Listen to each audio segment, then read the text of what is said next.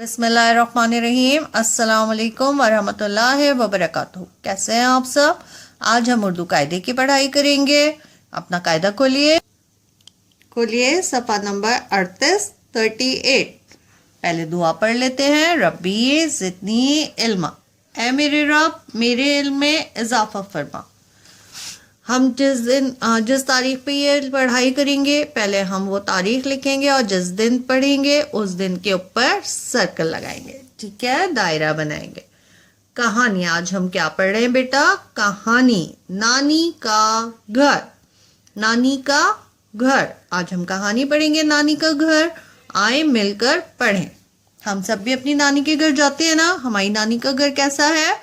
आज हम किसकी नानी के बारे में पढ़ेंगे? आज हम पढ़ेंगे अली और ज़ारा की नानी के घर के बारे में। चलिए मिलकर पढ़ते हैं। ठीक है। नानी का घर अच्छा है।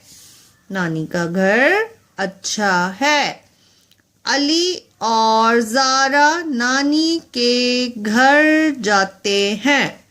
अली और ज़ारा नानी के घर जाते हैं।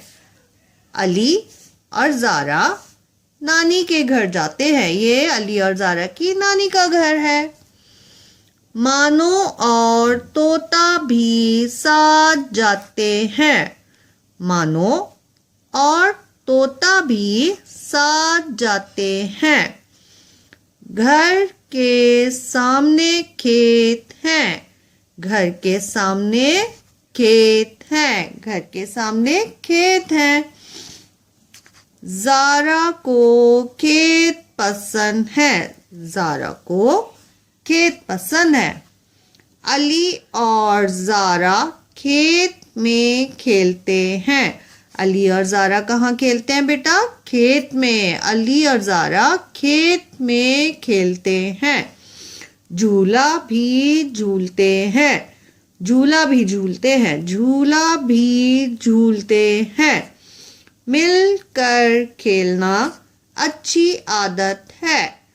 मिलकर खेलना अच्छी आदत है। मिलकर खेलना तो अच्छी आदत होती है ना। आज हमने क्या पढ़ा? हमने अली और ज़ारा की नानी का घर। आप भी हमें बताइए आपकी नानी का घर कैसा है। हमको व्हाट्सएप कीजिए। ठीक है, अपनी नानी के घर के बारे में बताइए, उसकी वीडियो बनाइए और हमें व्हाट्सएप कीजिए।